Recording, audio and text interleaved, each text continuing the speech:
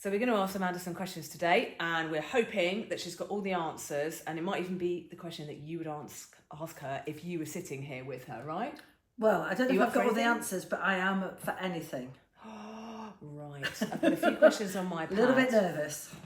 Are you? Okay, yeah. No way. Up for anything. Stop it. I mean, goodness, but anyway. Well, let me start by asking you a question, which is the obvious question. Let's start with obvious things. Like, literally, what are your main objectives if you're going to be MP for Derby North after July the 4th? Okay. Actually, that's a really simple question, is because I will continue doing everything that I've done so far, which is really thinking about community at the heart of all that I do. I hope it comes across that I really care passionately about people. I really care passionately about Derby. Things that I really think are important are mental health. It's something that I've always strove to do, is support people with mental health issues, tackling the stigma. Also thinking about how we get businesses into this amazing city, how we develop this amazing city, and how we really just fly that flag for Derby, because it's a great place to live, it's a great place to work, it's a great place to play. It's got so many great things about it. Well, and I'm glad you answered it like that, because I see you on social media a lot. You're always popping up on my feed, and you're always out and about, and you're not scared for people to see you doing your actual job.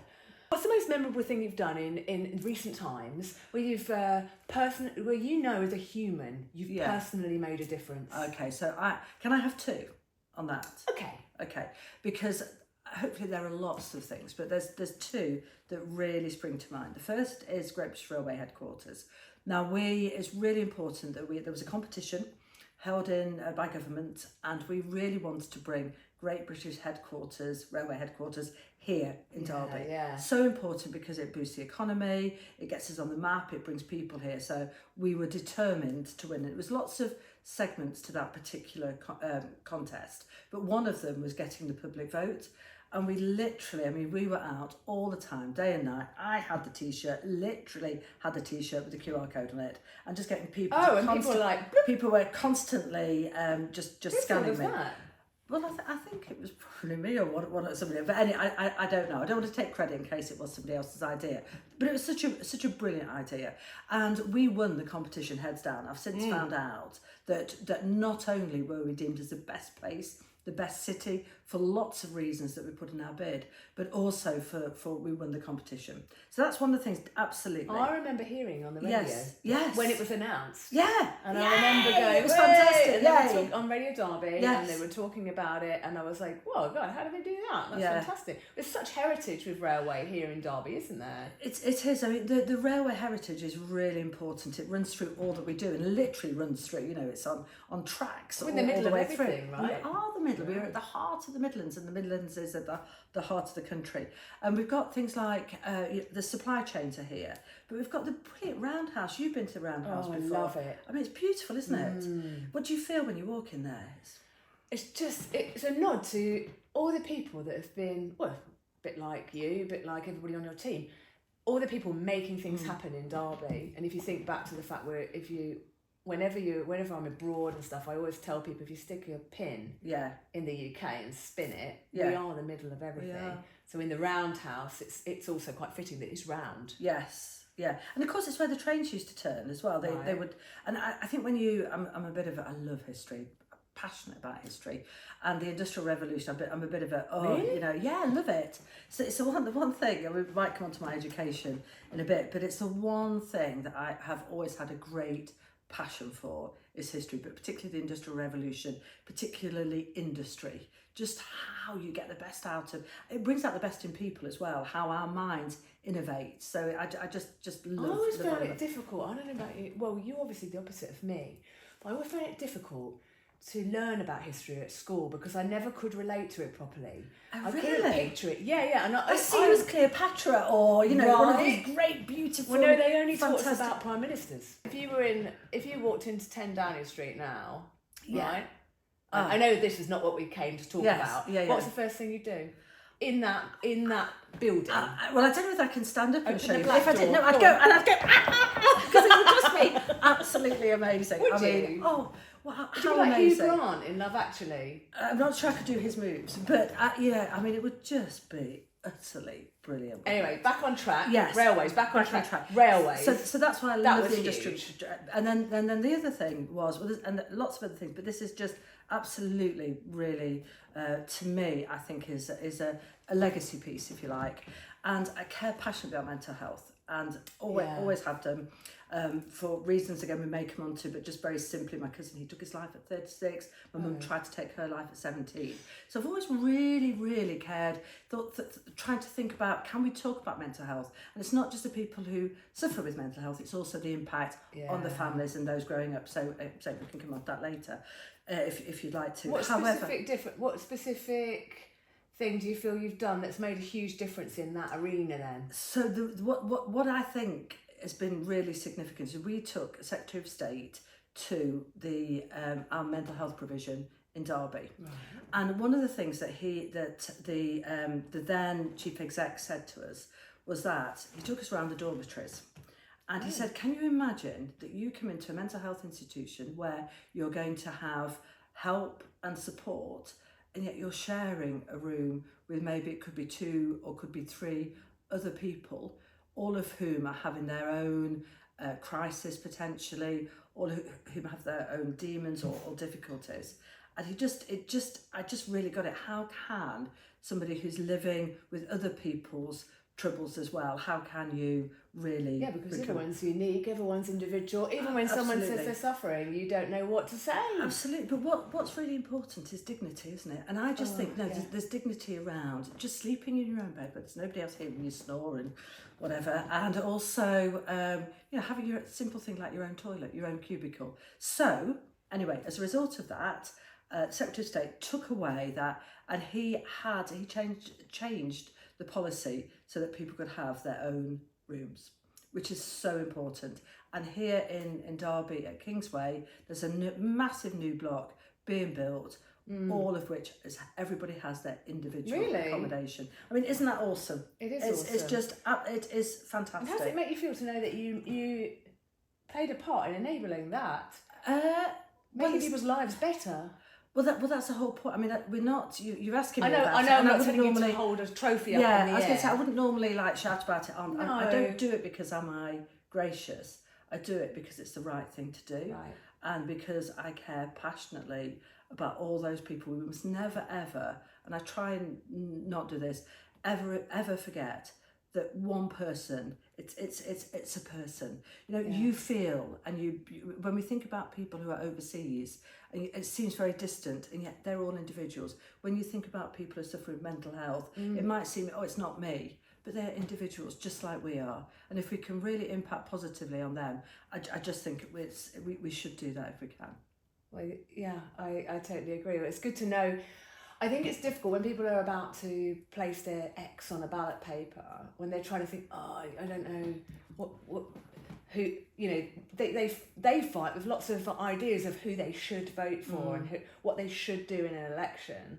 And I know you just keep working hard, but I've noticed, let me ask you something quite controversial. Okay. What do you think about generally the media, perhaps the national media, and the narrative of the kind of like the negative narrative that often gets presented? And I looked at a whole load of newspaper headlines yesterday when I was out and about. Yeah. It's very much like, Conservatives are going to lose this, like they're not going to win it and stuff like that. Does that actually affect you, or does it just spur you on even more? I don't think it spurs me on even more. I would say so. That's a really complex question. It is, because it's not necessarily aimed at me, but it potentially could be aimed at my values, because I have conservative values, I guess. Right. But so when I think about it, when I see some headlines that aren't true, because let's face it, you can take statistics and change them into whatever you like. You can take a story and give it one particular stance or another, and quite often there's very little truth that surrounds these stories, but sometimes there is. And I would love to see it where it's incumbent on journalists to try and be as close to the truth as possible. But it would be great if they could do that. But it's not always the case. So sometimes I find myself going, at a newspaper or at some bits of social media or even at the news, because you're just thinking that's just not true. However, some of that national stuff plays out in the big arena, whereas locally, I hope I stand by my record of all the things that I've done for local people in this local community. Yeah, because you've got a lot of supporters in the local community, and it's clear for anyone who wants to look and see what you've done. They can see evidence of it straight away. But I just wondered, just from a personal standpoint, nobody's even cast a vote yet. No. Nobody's even done anything. Yeah. And yet it's like, I don't think, I expect they won't win. What? Yeah. How do you actually know that? They haven't.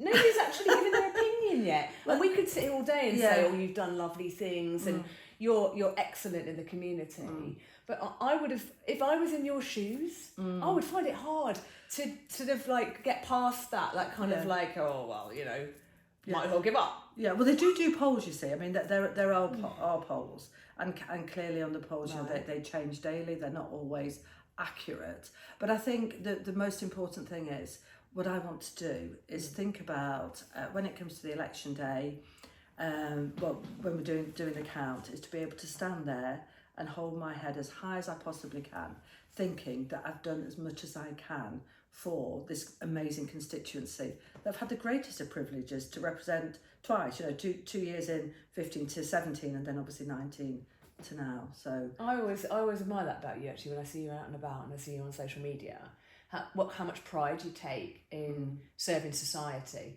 Talking about society, yes. What do you think one of the biggest threats is in society today, or one of the biggest issues that needs looking at, needs tackling, something that comes up for you? Well, there are lots of different issues, and I think about, when I think about challenges, I always do the dad test. So my dad's dad test? Well, my dad's 90 this year, right. And he's a fantastic. Hi, Dad. I mean, he's just absolutely incredible. He lives in a council house in Wales, but he's had a fantastic life. He's got lots and lots of stories to tell. Does he keep cuttings? Does he keep an eye on you from Wales? Well, what I have to do, the reason why, if ever you've watched Prime Minister's Questions, is I have to stand in the same place. Oh, yes, I have to stand there. And otherwise he phones me up and said, well, where were you today? Right. And I'm going, Dad, I was there. So I cannot move. I have to always stay in the same place.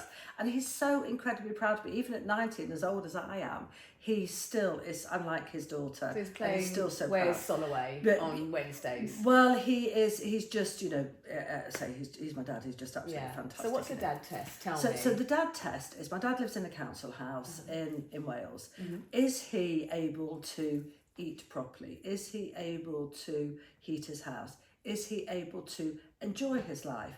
And are we able to celebrate his life? Because when you think about the amazing stories that he's had, and is he still able to be as active as he deserves to be? So it's that kind. That's how I always feel. If we can, I used to work for Help the Aged. I don't know whether you know that. I just care passionately about elderly people. My nan was 97 when she died. 97, and she was still learning Excel spreadsheets and knitting scarves that admittedly had loads of holes in. Yeah, because the generational thing is a big deal. Yeah, I mean, absolutely. There are things like that, but I think there's also sometimes it's an excuse as well, in terms of people feel intimidated by the generation that's coming after them when they start talking about things that they're not familiar with.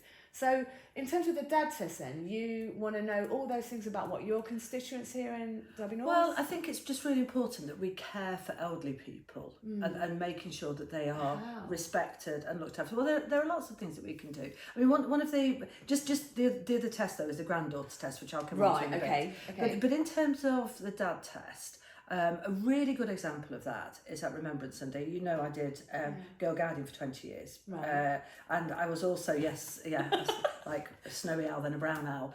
And I got to Rangers. I didn't get to Rangers. I didn't particularly like it when I was a kid, but anyway, that's not. But I really do have always believed in opportunity for young people. I think if we get it right for young people, then there's lots and lots of, we really open up society. So that's why I was a school governor as well for 20 years. So when I'm thinking about, with my breath, thinking about Remembrance Sunday, one of the most powerful things I think you can do is, and I used to do this with my brownies, is take them along to a service, a remembrance service. But prior to that, sit down with them and explain what it is and the reason why we're going there. Because by stories we can remember people. And one of the stories I can always tell is about my great-great-granddad Hubert, right? And he was in World War One, and he was on the front line, he was in the trenches, and he got gassed, and he sent this letter home saying, to his wife, don't worry about me, I've lost use of my hands, but hopefully I'm going to get it back. Anyway, he got use of his hands back, went back to the front line. Then the next thing, there's a letter that I found that's to his wife, and basically saying, his wife Zilla, saying, unfortunately, he was having to now come home from the front because he'd had his arm shot off and they'd had to remove his arm. So anyway, we get this letter from my granddad Hubert, who was a gardener. Obviously his life was transformed through losing his arm in the war. But the letter was absolutely amazing, Victoria, because what it said was, and it said to his wife, darling, don't worry about me. You will not believe the fortune that I've had. Oh, I love that. And what had happened was a bullet had shot him in the trenches. It landed on his chest. Right. It was going to go into his heart, but it hit halfpenny in his pocket, ricocheted onto his arm and saved his life. Where's the halfpenny? I wish I knew. Oh. I absolutely wish I knew. But I have got one of the letters. I've got the letters because when my nan died, I had quite a lot of her stuff. So I've got copies of the letters. Unbelievably, and also a copy of the person, his boss, commander in the trenches, who said, we miss him terribly, we wish he was still here, because he was such a spirited and positive person. So I really love taking a positive spin on any story, to be honest. I always, actually, without sounding sycophantic, or I always find you very positive, and I think when we are positive around other people, it encourages other people. It's like leading by example. Like other people feel instantly more confident about life in general. So I mean, I want to ask you more about that, about how on earth you connect young people today with understanding a generation way before them. But what were you going to say about social media? Because you were saying about young people and social media.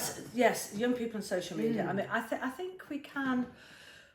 I love social media. I love technology. I love innovation. Genuinely, I've always found it fascinating. And I deny. You're in the connection business, well, so obviously. And I deny that I like gadgets and innovation. And yet you can't move for a gadget. I'm not desperate to try or whatever. And actually, I think used well, social media is brilliant. I really do think it gets things to us instantly. It can make sure that we don't feel alone in certain circumstances. It can connect us, like I can talk to my dad through WhatsApp. He looks at my Facebook. He feels as though it's there. So there's lots of really good things. I think when it can be destructive though, is by people who are using it inappropriately, and that could be the media as well. And certainly at the moment, we get a lot of people who are coming in on our social media who are trying very, very definitely to be negative towards us. And there's a magnifying effect as well, isn't there? Of course. I wish I would look so good right now if I could remember the name for it that I read the other day. But there is an effect that is quite well known now, where lots of people jump on to comment on things, and they magnify a narrative that might have been faulted at the beginning, but because they all magnify it, it becomes something that's in in the consciousness of other people, and it's not serving anyone, is it? Well, no, and it's really, I don't know if people, sometimes I think people get caught into something like this without actually realising it. So we had, on the whole, what we do is we just don't allow negative feedback on our social media. We tend to block or remove. Now, that's not a very popular thing because people will say, well, why can't we make comments? Well, I'm thinking, why should you be able to make negative comments that are not necessarily constructive towards my staff, who have to read them and are not helpful, or nor do they represent the work that we're doing. But I'll give you a really good example. We had somebody who was actually really quite aggressive towards us on social media, and we did some restorative justice. So contact the police. It was harsh enough to contact the police. The person was arrested, and we did restorative justice on them.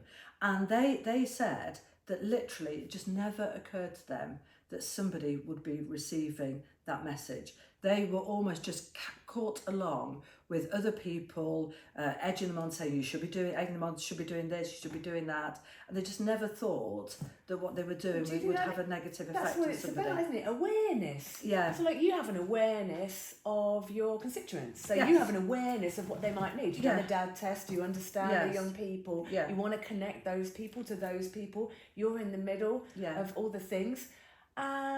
If there's individuals that aren't aware, then that's never going to serve that, and it's going to make it worse. So it's all about awareness, isn't it? It is, and I actually, if I'm honest, I do try and understand where these people are coming from, and I recognise that some of it may be from a very bad place. There could be some people who are very lonely who put some of these comments on. There could be some people who are misinterpreting what it is that we're doing. They could be thinking, and by the way, I have friends across all political divides. You know, we do get on behind the scenes. And you know, my closest friends are socialist. It's not, I've got a second cousin who's a Lib Dem. You know, we don't not talk to each other.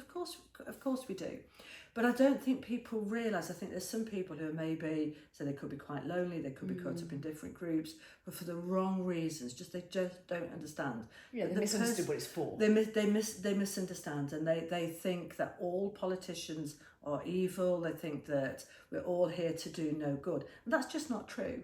I can honestly say that most politicians that I have met have always tried their best, genuinely. We might have different ways to get there, we might have different things that we prioritise, but I think most politicians absolutely believe they're doing it for the good of the constituents they serve.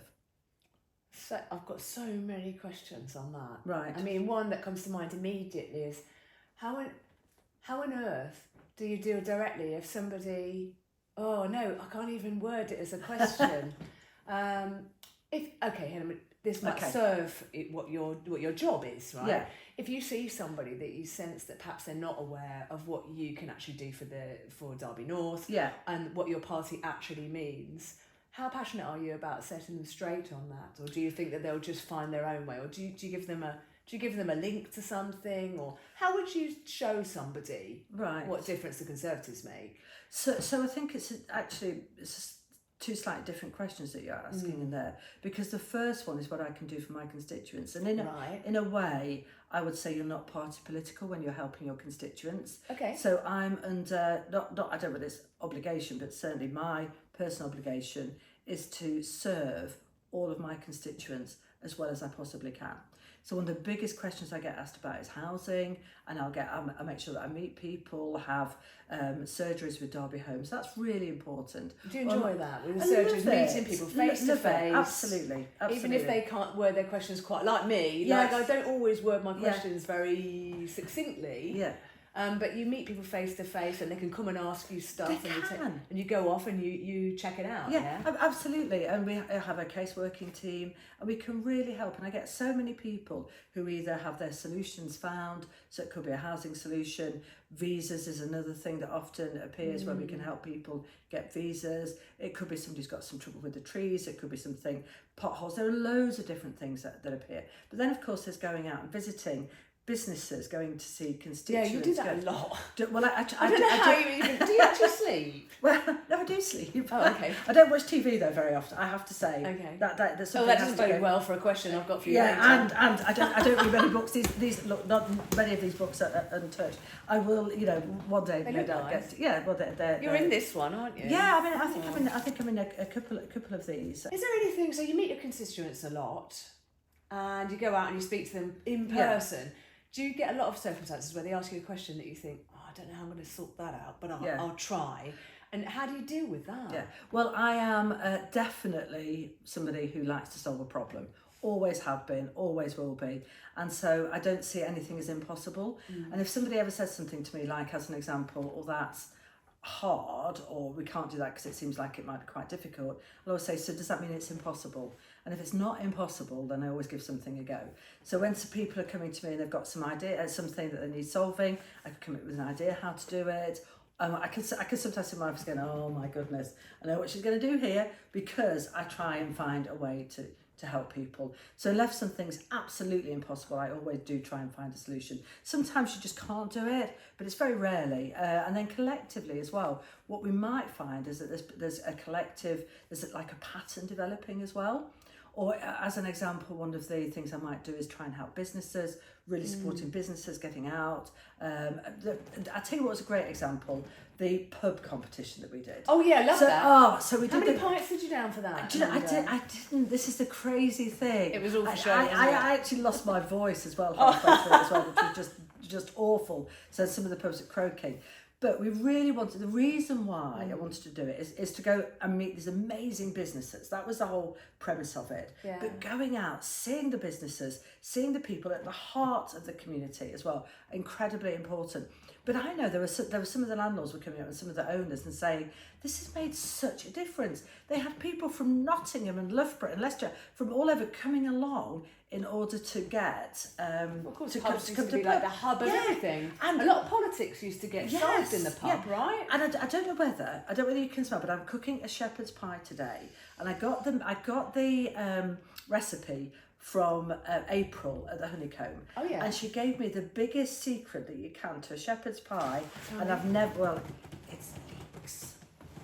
Have you ever put leeks in your shepherd's pie? Don't tell everyone. Oh, sorry, but honestly, have you ever put? No. Your life will be transformed. Let me make a note. I need a pen. Absolutely. I've written down all my questions and I have a pen now. Transformed. Okay. Leeks in the shepherd's pie. So it'd be fair to say, well, like I say, there used to be the hubs, didn't they? Everyone go down the pub and talk about the politics and talk about the what's going on and well, I don't fix the potholes and stuff. So would you say that actually having that actually caring connection to your community and actually listening is what sets you aside from the opposition? So you've got people that will be standing at you to get your spot, but like you've met so many people in Derby North. Well, I guess that's I can't speak for what the opposition do, because all I see is the social media, and I just see sort of photoshops, that kind of thing. So I don't know. Yeah. I can't speak for what will happen. I can only really speak for my record, and my record is I genuinely and passionately care about the people of Derby North. I care about people, and I love.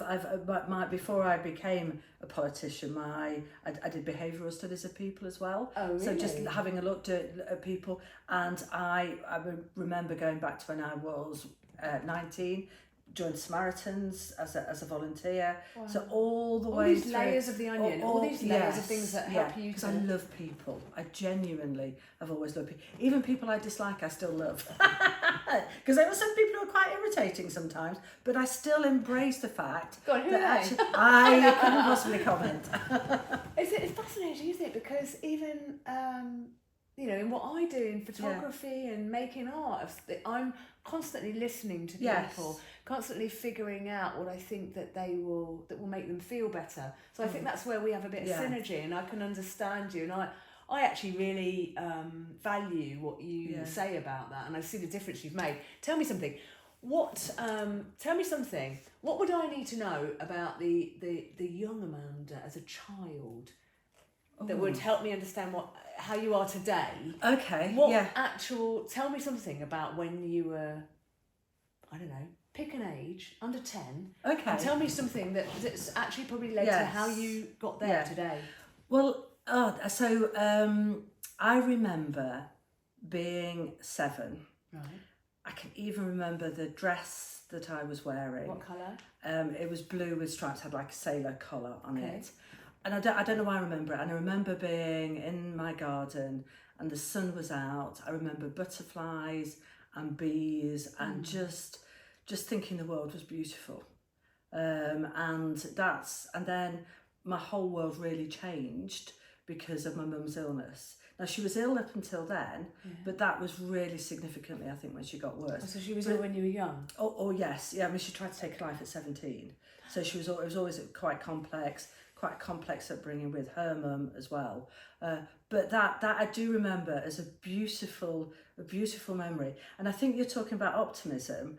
And I think whatever life has always thrown at me, I do always, one, have great faith, which is really important to me. But I do always as well kind of dust I can be sad, but then I kind of dust myself up and think, okay, we go forward from that. So positivity and warmth and sunshine is something that's helped you always. Is that like your go-to? So like, I was going to ask you on our quick fire section of this podcast.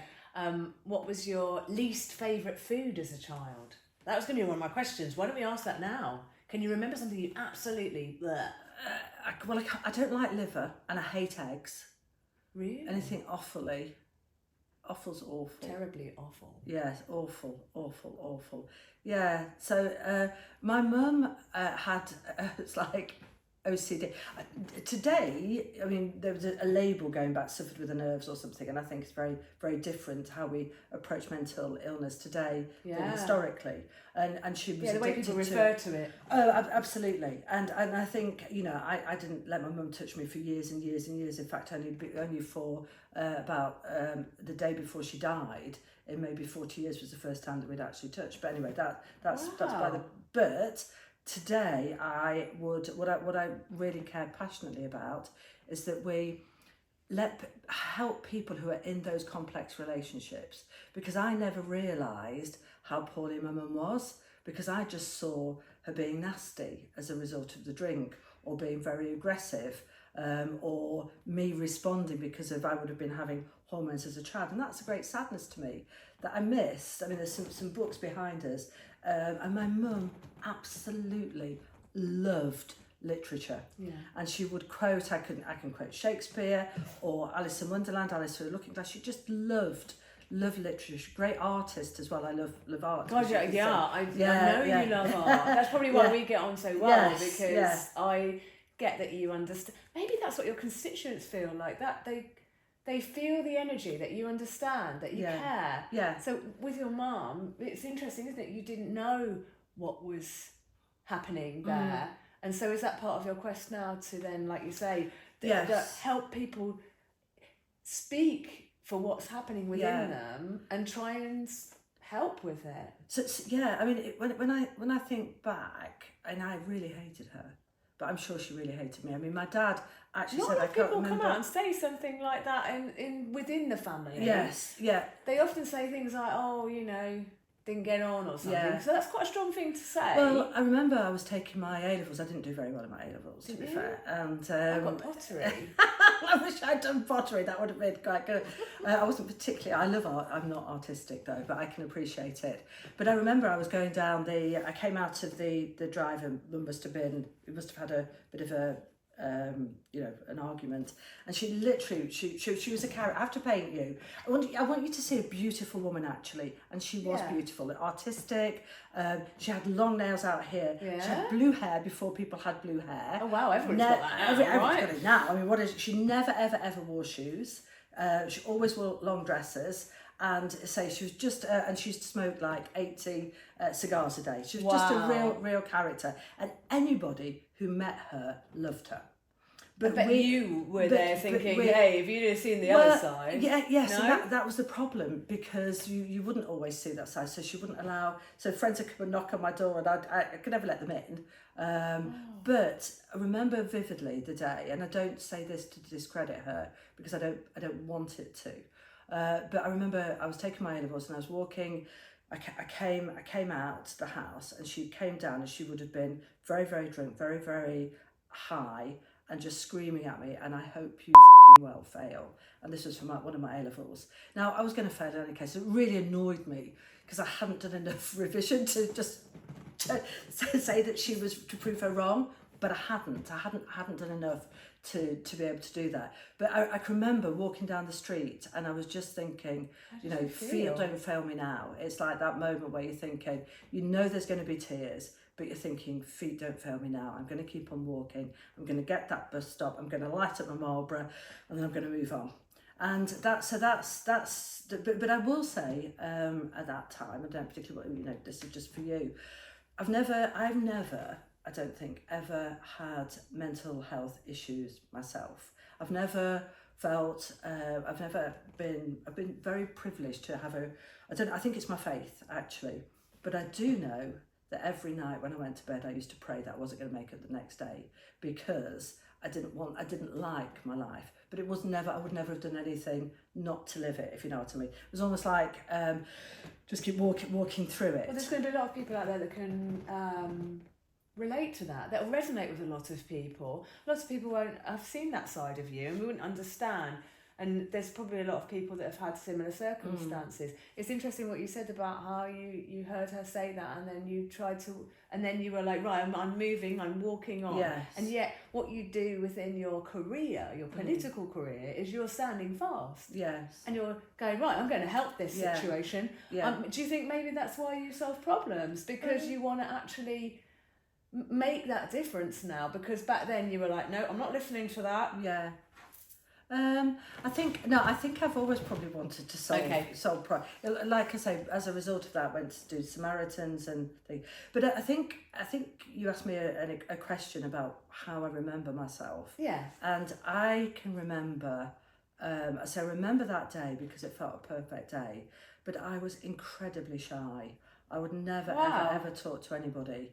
I was so shy. I used to literally shake, all the time, because I was just really... How did you get past that? Really nervous. Well, I remember this person come around. I can still remember his name, actually. And a new neighbour moved in, and it was, so I'm going back prior to my mum being really, really poorly. And this neighbour came round, and I remember my mum and dad, because I did love them, that it's really hard to describe. Yeah, I'm not suggesting you didn't. Yeah. And I always thought my dad was weak, and yet I know he was strong for staying with her. But I remember this person coming around, and I remember my dad talking and saying, oh, what do you think of our new neighbour? And I remember saying, I quite liked him, but he had got the gift of the gab. And I thought, what is the gift of the gab? And I thought it was quite interesting that they'd liked this person that they'd only just met. But just based on the fact they'd had a nice conversation.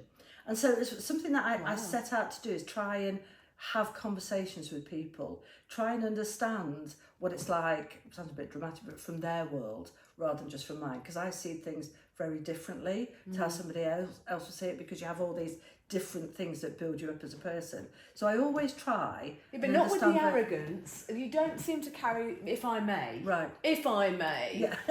You don't see, I'm going to make a bit of a statement here, right? Okay. From my point of view personally, I don't think you carry an arrogance that says you understand all people, because there are some political figures that would suggest that they, no names, it doesn't matter, but I'm sure in history there have been people that have claimed to understand everybody. You can't understand everybody. No, you can't. I've got a really good question for you. Oh my goodness. What is this in your notebook? No, it's come from what you just said, because I'm, I'm quite moved by that story. What would you say to the 17-year-old Amanda now, if you could speak to her? What would you actually say to her on that day when she was walking the other direction? Oh gosh. Well, that's really hard, because I am so proud of where I am now. I'm so proud of my daughters. I'm so proud that they had a brilliant relationship with my mum, because I never ever wanted that. They remember the loveliness of her. They remember the dramaticness, and along with the complexity as well. But they always got on incredibly well with her. But what would I say to that 17-year-old? Even knowing what you've done now for Derby, in politics. Yeah. You've been in Westminster. Yeah. You've done a lot of work. What would you say to her then? Yeah. Just to reassure her of what's actually going to happen in the end now. Oh, I don't know. I wouldn't necessarily want to disrupt the timeline. I wish that I had got into politics earlier. Really? Not a lot earlier, because for me... How old were you when you got into politics? So I think I was 53 when I became an MP. So, really? So... Wow. Yeah, so... I thought it was earlier than that. What did you do before that again, just for people that don't know? Well, I started work retail, Sainsbury's, and then went into manufacturing companies like worked for Help the Aged, Save the Children. So just had quite a varied career. So yes, I wouldn't want to interrupt the timeline, but I would have done it earlier. But for me, and it's not right for everybody, because of what had happened to me in the past, I very much wanted to be in my daughters' lives. Right. And that's why, as an example, they both live with me with their husbands, and we're a really safe family unit. And what would they say if I asked them now? Tell me something brilliant about your mum. Or have they got a criticism? What's their biggest criticism of you? At election time. I don't know. I don't know. You'd have to ask them. I will. I should ask them before. Yeah, you should. You should. I mean, they're not here at the minute, but yeah. Picking up on something you said about you work for a major supermarket. Yeah. One of my quickfire questions I might as well ask you now. Yeah, go. What's your favourite supermarket aisle? The one you spend most time in? Oh, the one I spend most time in. Well, I'd like to say the wines and spirits because I do like wines and spirits, but that's dead easy. I just go and get a bottle of that and go. I suppose I love cooking. Always love cooking. What's your signature dish, Amanda? Yeah, well, anything that's got garlic in. I just. Oh yeah. I'm really good at making a minced lamb ball, which has cumin in, mint sauce, and garlic. It's just divine. Maybe olives as well if you want to try that. But I love savoury more than I love sweet things. Unless they're orange jellies, which I adore. Orange jelly. So if you're having sweets, when you get offered sweets, yes. and it's like multiple different coloured wrappers. Which wrapper do you pick? Only ever orange. Oh, green. Green. So don't get it. We'd be all right. No, exactly. We'd be really happy. Green. Yeah, I don't understand why the world doesn't like orange jellies, but I just love. I like orange fruit pastels as well. Yeah. But anything orange. Other brands are available.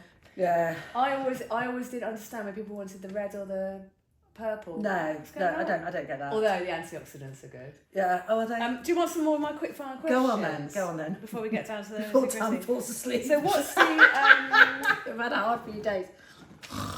So I've got a few quick fire questions for you here. I'm going to have to consult the notepads because I made notes before I got here. Okay. I'd like to do it just off the cuff, but I'm going to ask you.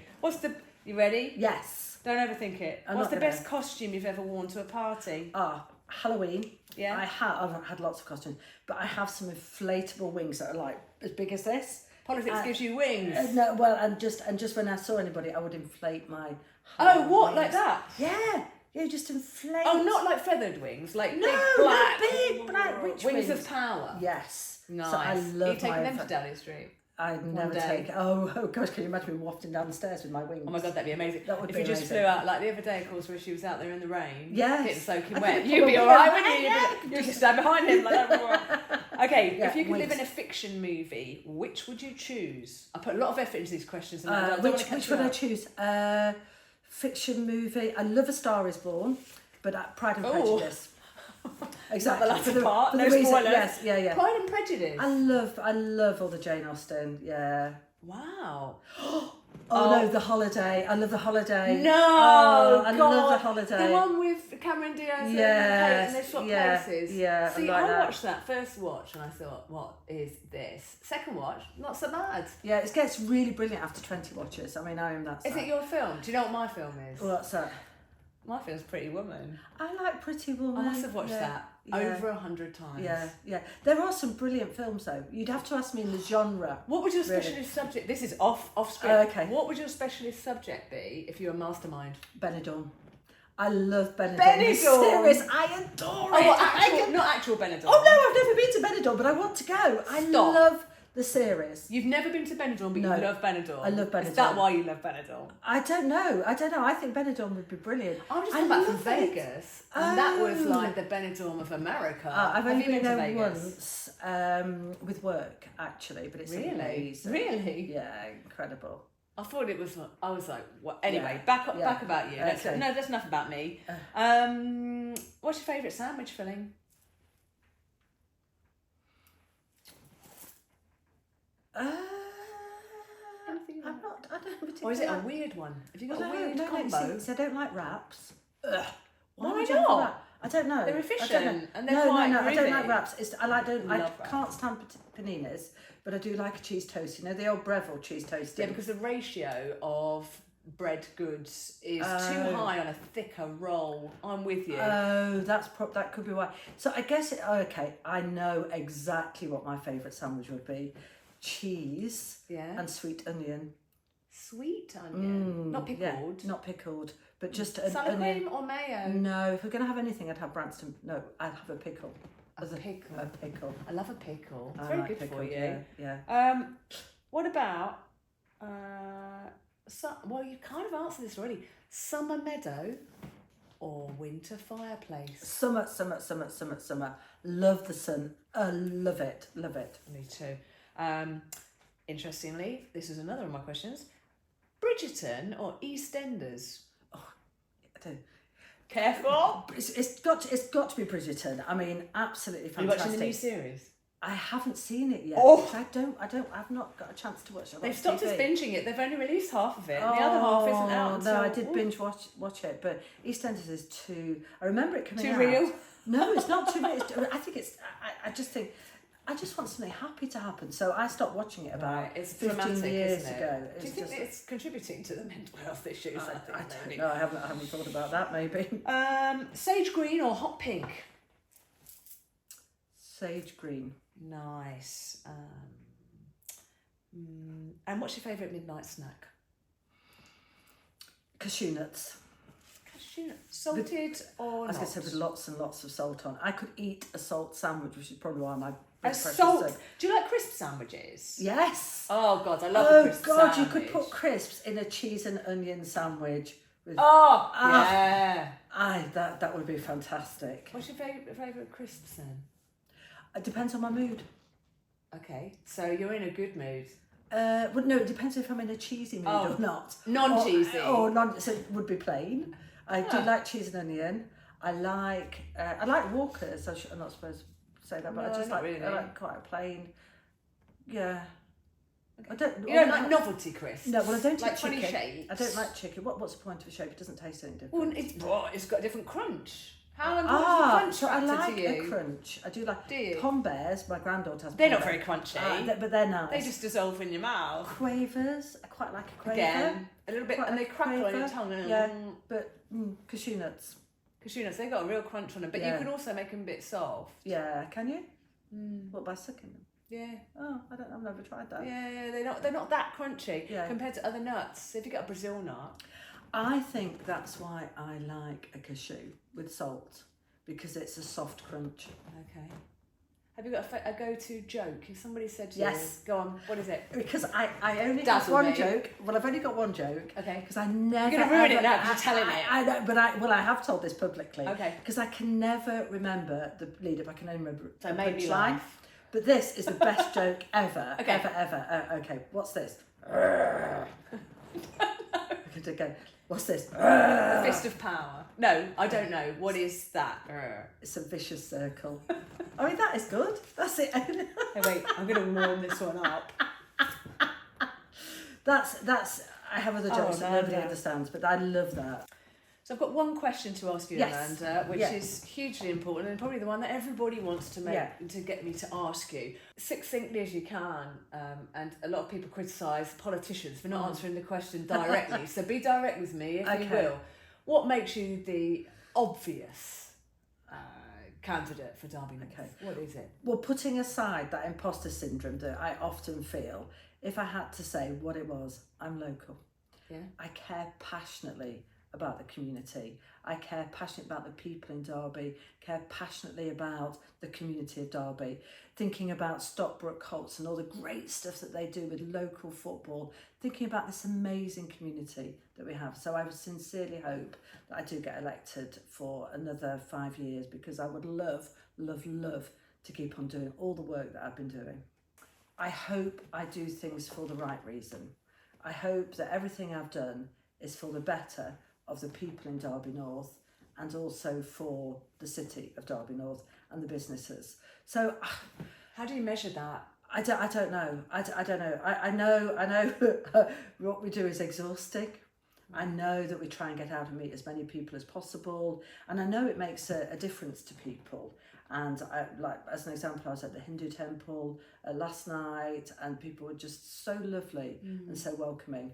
But I also can go into businesses, and people find it advantageous to share the great innovation that they're doing, and then just making, like I said earlier, just really sorting out people's problems in terms of, could be housing, could be in terms of getting benefit. There's so many different ways. You're just doing things one step at a time. Because I also think, as an artist as well, when you've got a blank canvas in front of you, it's often, where do I start? But they always stay, don't they? They say, just start with one step. So I'm sort of like trying to understand what you said. What I'm hearing is, one person at a time, one problem at a time. You start, and then everything comes from that. But like, I'm sure most people would say to you, why not choose any of the other people? Why would they put a cross next to your name? Right. Because there's so much to do. Well, I think we try and help the collective at the time. Though I don't think it's one thing. I think I have a great team, and genuinely a brilliant team, all of whom have been helping. They are just absolutely brilliant. But I think you can do lots of things all at the same time. All right, okay. But we do literally keep loads and loads of things in the air. But I think if there was anything that I could say, it's about sincerity, and I really and hard work, and I really hope that comes across, that I sincerely want to help people in whatever form. That's the energy I've always got from you, Amanda, which is why I'm here today. Thank you. Because I genuinely wouldn't be asking you these questions and listeling to your answers, and because what's the point? Just like for show, to show other people that we're having a chat. I genuinely I've always felt that energy from you, and I hope that your constituents do. But it's just it's an obvious question that people are going to say, like everybody's got a vote, and it's all very there's so much power within the opinion of the people, and it just seemed like the obvious question, like why can you've already done so much, like how can you possibly keep going with all this work? I don't know how you have time for it. I mean, there's a few important points, and when we are I'm thinking back to some of the things that we've done, like the Grapes Railway headquarters, thinking back about Derby County, all the amazing work that we did from Derby County. Made it. And they made it. I mean, it was just such a fantastic... I think that's to do with the power of the people. I'm sorry. I know that the players would say otherwise, and much as you and I have both been around the players, even directly, and we're very fortunate. But actually, and I've photographed them and everything, but the power of the people's consciousness to lift them up, and it's a little bit like thinking about what's ahead of you. The people's power. There's a lot in that. Let me ask you a quick question then. Really crucial. How do you want people to keep track of what you're up to? So, what's the easiest way for them to see what you're doing? Is it socials? Is it if they've got a question for you? During this time, should they contact you on email? Should they attend one of your surgeries? What happens next? So we are now, as of next Thursday, we cannot be contacted. I stopped being the MP on Thursday. Well, that's really good to know. So on Thursday, that's the case. But I would say keep in touch via social media. I will be looking and see if there's anything. Look at the social media. Look back at everything we've done. One of the things that really annoys me, that when we get some comments going, oh, it's election time, you're just putting stuff on social media. I just want to go, no. Not allowed. No, it's not. But have a look back at what I've done. Yeah. Have a look back at all of those things that we've done from the minute I became the MP all the way through. Derby's been at the heart of everything, just making sure that we're really supporting people. And it just frustrates me when, it's election time, you look like you're busy. It's not true. So do the research, is what you're saying. Look if you back. could speak to Mr. or Mrs. Absolutely. in Nicolova and say, if you want to know what we've done, have a look. Yes. What would you say is one message that you definitely want to get out there then? Well, there's two things. I am a serious politician, as in I want to make sure that I help the people in Derby. But also from a broader perspective, obviously I'm in Parliament and have a real commitment to making this country, to keeping this country great. And there's so many great things that we do in this country. But I also believe we should have fun. And I you know, Oh, one yeah. of the best things, and you'll see if you do look at my social media, you know, we did the Strictly, we do some challenges, we've done baking. I mean, we've done baking. I mean, The baking was absolutely... was a disaster because I used hard margarine. I found out afterwards. Was I that... used hard margarine because I was in a rush. Yeah. And my sister set me straight. I should have used soft marge, and it burnt within the cake. Oh yeah, I've done a lot of research. But it was, I mean, it was stunning. Yeah, it was stunning. It was stunning Visually. It just tasted like a garbage. Yes. And I have literally, it's probably what you're saying to the constituents of Derby North. Yeah. Go back and look at what you did. Yes. Look at what you did. Do a bit of... See if you agree with it. Yeah. See if good things happen. Yeah. Evidence it. Because, absolutely, actually, if you do that, you will see that we got Great British Railway headquarters, that Derby County, you know, has been... What's that with Darley Bridge, we've been working on... Brought him down to have a look at that. Yeah, but also we managed to get the temporary bridge that's there. I want to make sure that we get a permanent, beautiful bridge that they deserve in Darley. We've done loads on flooding. There's far too many things to mention. However, one of the greatest things that I ever did was with Derby County.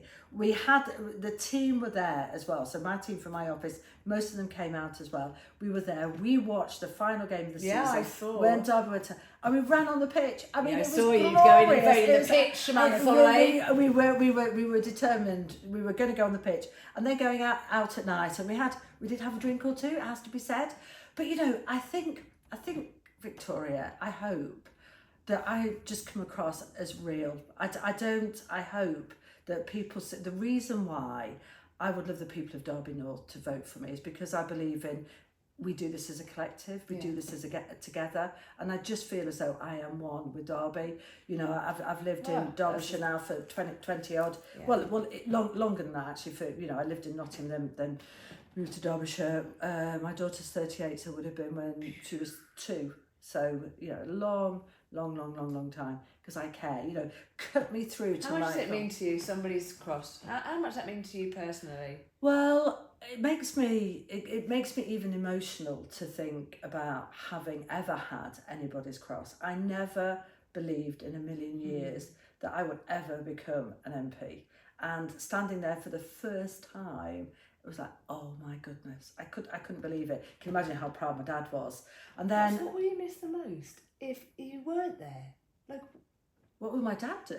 No, what would you miss the most about Westminster? Because I went to Westminster, and I saw you while I was there, and I couldn't believe there's escalators going under the street. Don't know if that's supposed to be a secret, but I loved it because I couldn't believe, and I had an amazing tour. And like, but are there any elements of that you would think, if you didn't see them anymore? Well, first of all, I'm so proud to have done it. Yeah, I look at some of the... I have been an MP. I have been a minister. I mean, oh my goodness. I never would have thought that 17-year-old walking out down the drive, failing her A-levels, would ever achieve this. And that just makes me so proud. I will miss in the constituency being able to help the constituents, because I genuinely believe that the office and myself, we help the constituents. I really do believe that. In Westminster, the opportunity for the legislation, there's been some really great things that have gone through.